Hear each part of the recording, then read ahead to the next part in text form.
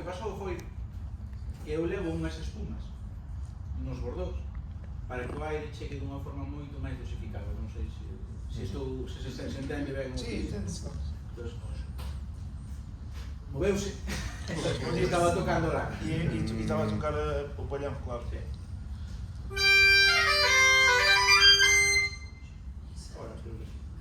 Ahora, vai, vou.